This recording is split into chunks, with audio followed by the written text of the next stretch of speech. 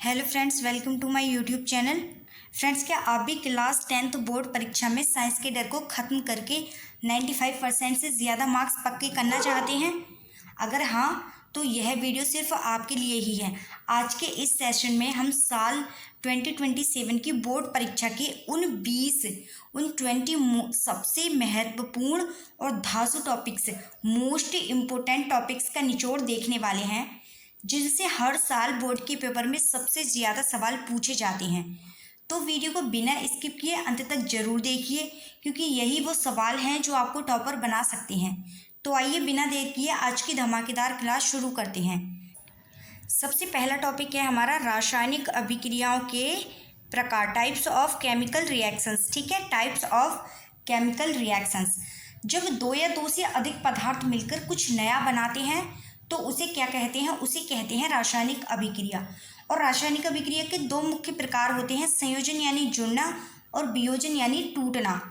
और विस्थापन का मतलब क्या होता है? विस्थापन भी इसी का प्रकार है। विस्थापन का मतलब होता है जगह बदलना, और द्विविस्थापन भी इसका टाइप्स होता है। ठीक है, ये अभिक्रियाएं हमारे आसपास हर समय हो रही हैं, जैसे लोहे पर जंग लगना। ठीक है, इन्हें समझना रसायनों के व्यवहार को जानने का पहला कदम है। अगला टॉपिक है हमारा अम्ल, क्षारक तथा लवण, एसिड्स, बेसेस एंड साल्ट्स। ठीक है, अम्ल क्या होते हैं? अम्ल स्वाद में खट्टे होते हैं और नीले लिटमस को लाल कर देते हैं, जबकि क्षारक क्या होते हैं? क्षारक कड़वे होते हैं और लाल को नीला कर देते हैं। सबसे पहला टॉपिक है हमारा रासायनिक अभिक्रियाओं के प्रकार। ठीक है, टाइप्स ऑफ केमिकल रिएक्शंस। तो केमिकल रिएक्शंस क्या होती हैं? जब दो या दो से अधिक पदार्थ मिलकर कुछ नया बनाते हैं तो उसे रासायनिक अभिक्रिया कहते हैं। ठीक है, इसके मुख्य प्रकार हैं संयोजन यानी जुड़ना, वियोजन मतलब टूटना, विस्थापन जगह बदलना और द्विविस्थापन। ठीक है, ये इसके मुख्य प्रकार हैं। ये अभिक्रियाएं हमारे आसपास हर समय हो रही हैं, जैसे लोहे पर जंग लगना। ठीक है, इन्हें समझना रसायनों के व्यवहार को जानने का पहला कदम है। अगला टॉपिक है हमारा अम्ल, क्षारक तथा लवण। ठीक है, एसिड्स, बेसेस एंड साल्ट्स। अम्ल क्या होते हैं? अम्ल स्वाद में खट्टे होते हैं और नीले लिटमस को लाल कर देते हैं, जबकि क्षारक क्या होते हैं? क्षारक कड़वे होते हैं और लाल लिटमस को नीला कर देते हैं। ठीक है, और पीएच स्केल हमें क्या बताता है? हमें बताता है कि कोई चीज़ कितनी अम्लीय है या फिर क्षारीय है। और लवण क्या होते हैं? जब अम्ल और क्षारक मिलते हैं तो लवण जैसे नमक और पानी बनता है। ठीक है, ब्लीचिंग पाउडर जैसी चीज़ें सफाई और कीटाणुनाशक के रूप में बहुत काम आती हैं। अगला टॉपिक है हमारा धातुओं की सक्रियता, श्रेणी एवं निष्कर्षण। ठीक है, रिएक्टिविटी, सीरीज एंड एक्सट्रैक्शन।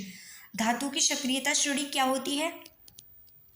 सभी धातुएं एक जैसी ताकतवर नहीं होती हैं, कुछ बहुत जल्दी प्रतिक्रिया करती हैं और कुछ बहुत धीमे। तो सक्रियता श्रेणी हमें बताती है कि कौन सी धातु दूसरी को उसकी जगह से हटा सकती है। धरती से धातुओं को शुद्ध रूप में निकालने की प्रक्रिया को क्या कहते हैं? निष्कर्षण कहते हैं। यह प्रक्रिया, यह प्रोसेस खदानों से कच्ची धातु को चमकीली और उपयोगी धातु बनाने का विज्ञान है। ठीक है, अगला टॉपिक देखो हमारा। अगला टॉपिक है हमारा कार्बनिक यौगिकों का नामकरण। ठीक है, क्या है? कार्बनिक यौगिकों का नामकरण। नामकरण कैसे होता है? देखो, कार्बन को जीवन का आधार कहा जाता है क्योंकि यह लाखों यौगिक बनाता है। इसका नाम रखने के लिए जो साइंटिस्ट हैं उन्होंने एक खास तरीका बनाया है, जिसे कहते हैं IUPAC नामकरण। इसमें हम कार्बन की लंबी चेन देखते हैं और उस पर लगे समूहों के हिसाब से नाम तय करते हैं। यह बिल्कुल वैसा ही है जैसे हर चीज़ का एक व्यवस्थित नाम, ताकि दुनिया भर में उसे एक ही नाम से पहचाना जाए। ठीक है, अगला मोस्ट इम्पोर्टेंट टॉपिक है हमारा साबुनीकरण तथा मिशेल निर्माण। ठीक है, सैपोनिफिकेशन एंड मिशेल फॉर्मेशन। साबुनीकरण क्या होता है? साबुन बनाने की प्रक्रिया को, साबुन बनाने के प्रोसेस को साबुनीकरण कहते हैं। ठीक है, जिसमें तेल या वसा को क्षार के साथ गर्म किया जाता है। जब साबुन को पानी में डाला जाता है तो इसके अणु एक विशेष गुच्छे में बदल जाते हैं, जिसे मिशेल कहते हैं। और यह मिशेल ही कपड़ों की गंदगी को अपने अंदर फंसाकर बाहर निकाल देता है, और इसीलिए साबुन से हाथ धोने या फिर कपड़े धोने पर गंदगी साफ हो जाती है। ठीक है, अगला टॉपिक है हमारा पाचन तंत्र, तथा श्वसन तंत्र, ह्यूमन डिgestive एंड रेस्पिरेटरी सिस्टम। ये क्या होता है? पाचन तंत्र क्या होता है? पाचन तंत्र हमारे द्वारा खाए गए खाने को छोटे टुकड़ों में तोड़कर ऊर्जा में बदलता है जो शरीर को मिलता है, ठीक है। श्वसन तंत्र क्या होता है? श्वसन तंत्र हमें सांस लेने और ऑक्सीजन शरीर के हर कोशिका तक पहुंचाने में मदद करता है। और पाचन तंत्र और श्वसन तंत्र दोनों मिलकर क्या करते हैं? ये दोनों ही मिलकर शरीर को काम करने के लिए ईंधन और हवा प्रदान करते हैं, ठीक है, जो कि हमारी बॉडी की सबसे जरूरी और निरंतर चलने वाली प्रक्रिया है, ठीक है। ठीक है, अगला मोस्ट इंपॉर्टेंट टॉपिक है मानव हृदय की संरचना तथा कार्य प्रणाली, human heart structure and function. हमारा हृदय एक पंप की तरह है जो पूरे शरीर में रक्त को पहुंचाता है। इसमें 4 कक्ष यानी 4 चैम्बर होते हैं जो शुद्ध और अशुद्ध रक्त को आपस में मिलने से रोकते हैं। हृदय का धड़कना शरीर में ऑक्सीजन और पोषक तत्वों के निरंतर बहाव को बनाए रखता है, ठीक है। तो यह जीवन भर बिना थके काम करने वाला हमारा सबसे महत्वपूर्ण अंग है। अगला टॉपिक क्या है हमारा? अगला टॉपिक है उत्सर्जन तंत्र और nephron, human excretory system and nephron. ये क्या होता है? हमारे शरीर में काम के दौरान कुछ हानिकारक कचरा भी बनता है जिसे बाहर निकालना जरूरी है। तो उत्सर्जन तंत्र क्या करता है? विशेषकर गुर्दे और किडनी इस खून को साफ करते हैं। गुर्दे के अंदर लाखों छोटी छल्लियाँ होती हैं जिन्हें नेफ्रॉन कहते हैं, और नेफ्रॉन खून से गंदगी छानकर उसे मूत्र के रूप में शरीर से बाहर निकालने में मदद करते हैं, ठीक है। अगला टॉपिक है हमारा पादप तथा जंतु hormone, plant and animal hormones. ये क्या करते हैं? हार्मोन शरीर के संदेशवाहक होते हैं जो हर गतिविधि को नियंत्रित करते हैं, ठीक है। पौधों में हार्मोन उनकी वृद्धि को और फल पकने में मदद करते हैं, जबकि जंतुओं में ये क्या करते हैं? जंतुओं में ये भावनाओं, विकास और मेटाबॉलिज्म को कंट्रोल करते हैं। बिना इनके शरीर का कोई भी हिस्सा सही समय पर अपना काम नहीं कर पाएगा, ठीक है। यह एक तरह का इंटरनल मैनेजमेंट सिस्टम है। अगला टॉपिक क्या है हमारा? अगला टॉपिक है मोस्ट इंपोर्टेंट मानव मस्तिष्क तथा तंत्रिका कोशिका, human brain and neuron structure, ठीक है। मस्तिष्क शरीर का कंट्रोल सेंटर है जो हमारी हर सोच और क्रिया को नियंत्रित करता है, ठीक है। तंत्रिका कोशिका न्यूरॉन संदेश भेजने वाले तारों की तरह होते हैं जो शरीर के हर हिस्से से सूचनाएं मस्तिष्क तक यानी ब्रेन तक लाते हैं, और न्यूरॉन्स के जाल से ही हम देख, सुन और महसूस कर और सोच पाते हैं। तो ये हमारे शरीर का सबसे जटिल और अद्भुत कंप्यूटर है, ठीक है। अगला टॉपिक देखो, अगला टॉपिक है हमारा जीवों में अलैंगिक तथा लैंगिक जनन, असेक्सुअल एंड सेक्सुअल रिप्रोडक्शन, ठीक है।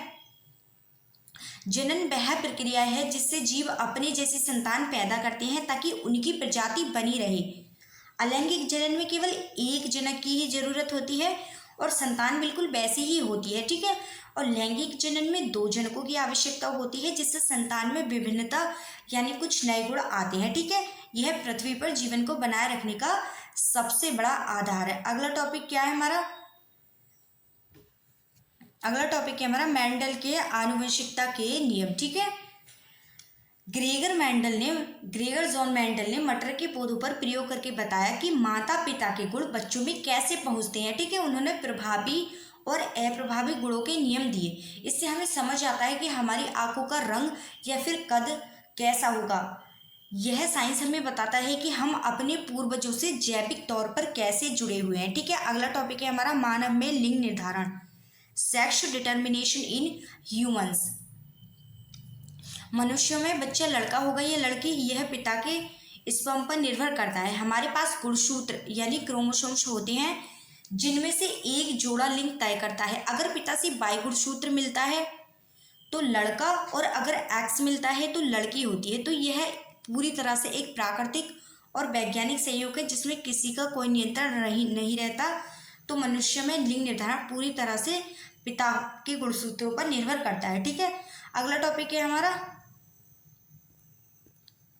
अगला टॉपिक है प्रकाश का परावर्तन, अपवर्तन तथा लेंस सूत्र, ठीक है। क्या है प्रकाश का परावर्तन, अपवर्तन तथा लेंस सूत्र? तो जब प्रकाश किसी चीज से टकराकर वापस आता है तो उसे परावर्तन कहते हैं। जैसे आईने में देखना, तो जब प्रकाश एक माध्यम से दूसरे में जाते हुए मुड़ जाता है तो उसे अपवर्तन कहते हैं।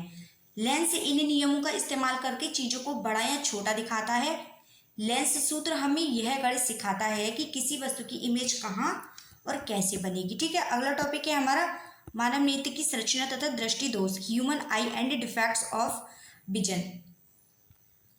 हमारी आँख ही कैमरे की तरह है जो प्रकाश को अंदर लेकर इमेज बनाती है। ठीक है, कभी कभी आँख के लेंस या पुतली में दिक्कत के कारण हमें धुंधला दिखने लगता है, इसे दृष्टि दोष कहते हैं। जैसे मायोपिया या हाइपरमेट्रोपिया, चश्मा लगाकर या फिर सर्जरी से हम इन दोषों को ठीक कर सकते हैं। यह हमें साफ देखने में मदद करता है। अगला टॉपिक है हमारा प्रिज्म द्वारा वर्ण विक्षेपण। ठीक है, प्रिज्म द्वारा वर्ण विक्षेपण।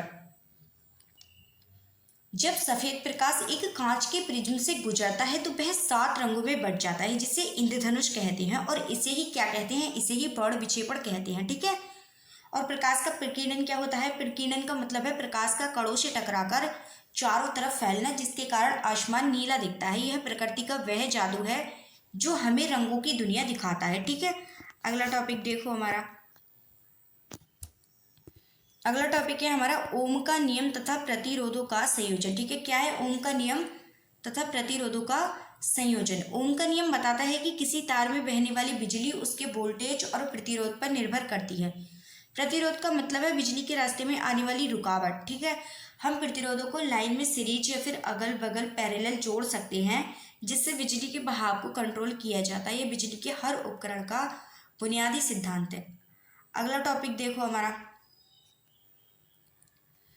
अगला टॉपिक है हमारा विद्युत धारा का तापीय प्रभाव। ठीक है, विद्युत धारा का तापीय प्रभाव। जब किसी तार से बिजली बहती है तो वह गर्म हो जाती है, इसे ही तापीय प्रभाव कहते हैं। और इसी सिद्धांत पर हीटर, आयरन प्रेस और बल्ब काम करते हैं। हम जितनी ज़्यादा बिजली गुजारेंगे उतनी ही ज़्यादा गर्मी पैदा होगी। यह ऊर्जा के रूपांतरण का एक बहुत ही व्यावहारिक और रोजमर्रा का उदाहरण है। अगला टॉपिक है हमारा चुंबकीय बल रेखाएं तथा फ्लेमिंग के नियम, magnetic field lines and Fleming's rules.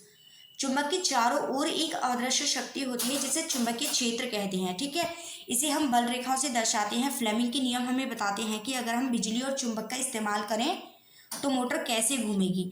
यह नियम पंखे, मिक्सर और बड़ी मशीनों को चलाने के लिए बहुत ही ज़रूरी है, और यह बिजली और गति को जोड़ने वाला एक महत्वपूर्ण विज्ञान है।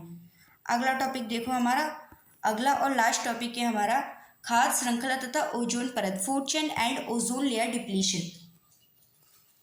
ये क्या करती है, खाद्य श्रृंखला का मतलब है कि प्रकृति में हर जीव किसी न किसी को खाकर जीवित रहता है, जैसे घास को हिरण और हिरण को शेर। और ओजोन परत पृथ्वी के चारों ओर, ओजोन परत क्या होती है, ओजोन परत पृथ्वी के चारों ओर एक सुरक्षा कवच है जो सूरज के हानिकारक किरणों को हम तक आने से रोकती है। इन दोनों का संतुलन ही हमारी धरती पर जीवन को सुरक्षित बनाए रखता है। ठीक है, इन दोनों का संतुलन ही हमारी धरती पर जीवन को सुरक्षित बनाए रखता है, तो हमें इन्हें बचाना चाहिए। इन दोनों का संतुलन ही हमारी पृथ्वी पर जीवन को सुरक्षित बनाए रखता है, तो हमें इन्हें बचाना चाहिए। तो फ्रेंड्स, कैसी लगी हमारी आज की क्लास? वीडियो अच्छी लगी हो तो वीडियो को लाइक करें और चैनल को सब्सक्राइब कर लें। मिलते हैं अगली क्लास में एक कड़क टॉपिक के साथ, तब तक के लिए जय हिंद।